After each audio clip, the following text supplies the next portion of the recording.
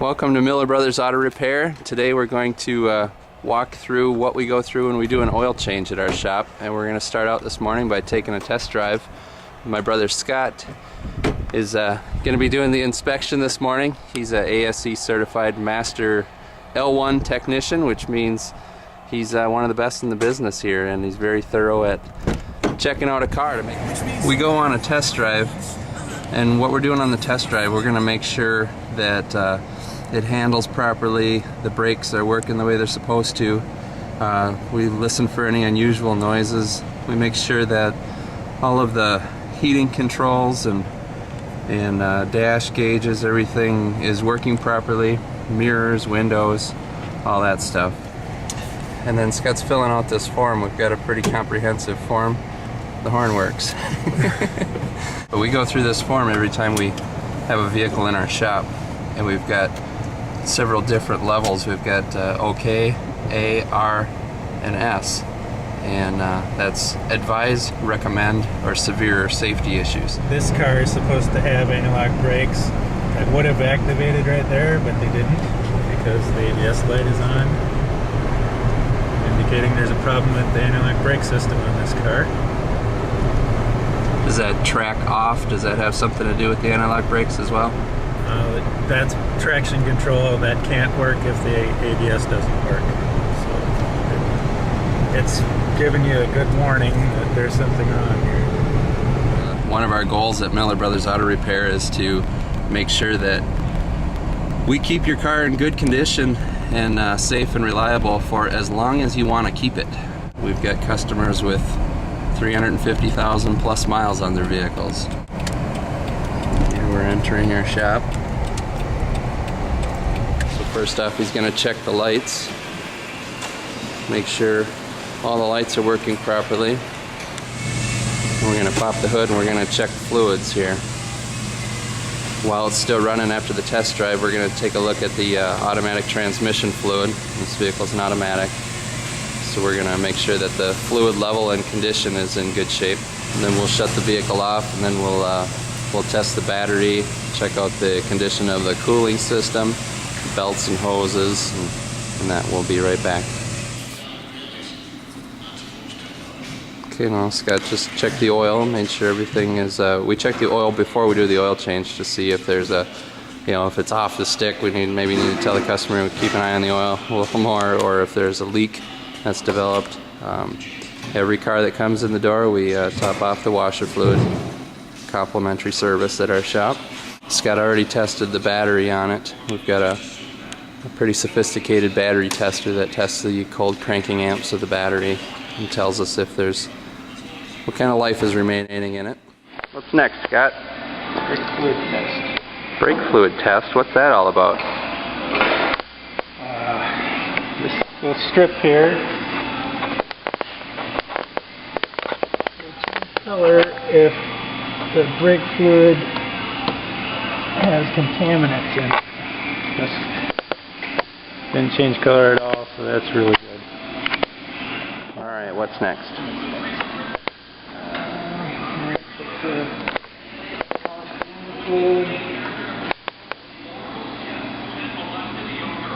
Looks nice. Noise level's good.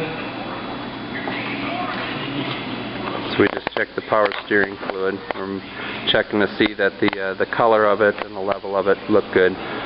When that stuff gets really dirty, that can cause wear in the power steering pump. The power steering, this car has a rack and pinion setup, and dirty, nasty fluid can wreak havoc on seals, and now you get power steering fluid leak going on. And then what do you got there, Scott? This tests the strength of the antifreeze and the engine coolant. I don't know if you can see in there. Almost.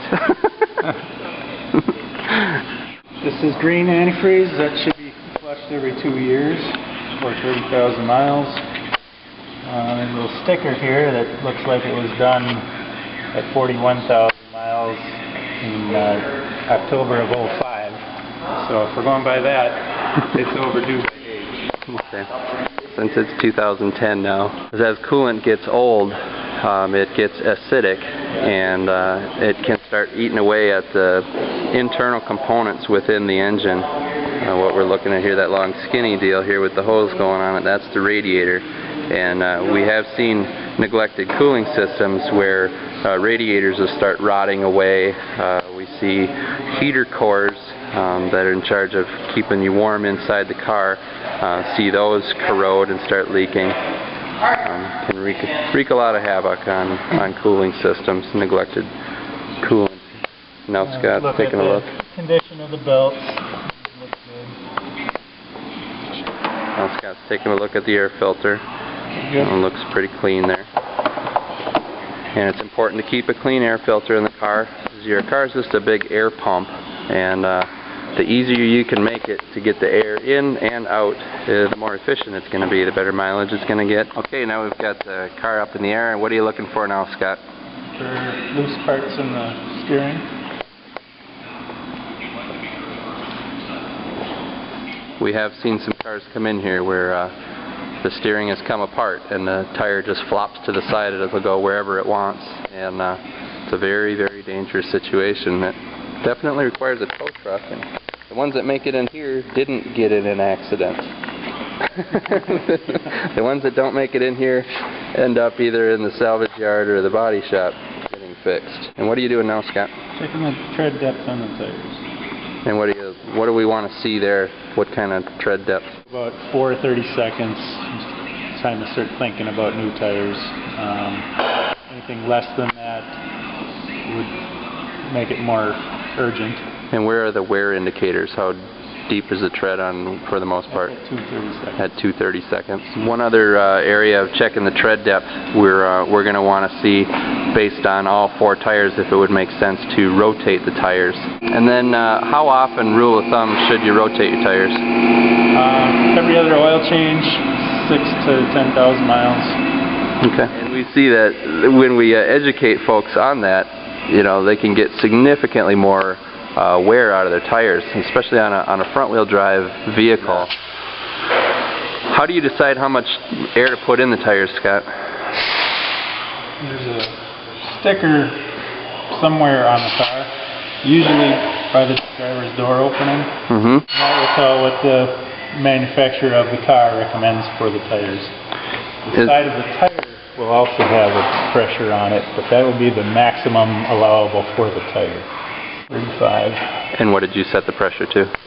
30. Okay. And this one had 15 pounds in it. So then I look to see if I see anything in it that would make it leak.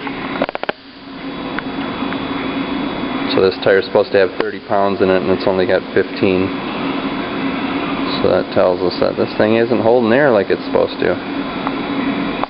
So he's going to do a visual check here to see if there's any nails or screws or anything. Make a note of it. Okay. You guys, customer, to keep an eye on it.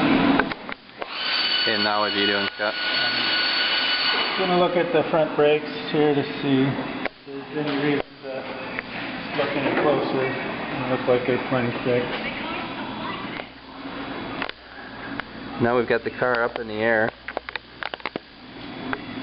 And what are you looking for now, Scott? Looking to see if there's any leaks. This one looks good. So when we get under here, it's not uncommon to see oil leaks and coolant leaks and transmission fluid leaks and that. And then down the center here is the exhaust, and Scott's going to take a look at that next. He's going to do some tapping on it here, see if there's anything loose in the exhaust system. So now that we've done the visual inspection on the car, we have software here that shows us what the factory scheduled maintenance is on any vehicle. We have this information available on every vehicle that you might want to drive. So that's just want to give you an idea of what it is that we go through when a car comes in for service at our shop, an oil change. For most vehicles, oil changes are $29.95 plus tax. You're going to get this thorough inspection, and every time it comes in, that's not possible when the car is sitting on the ground.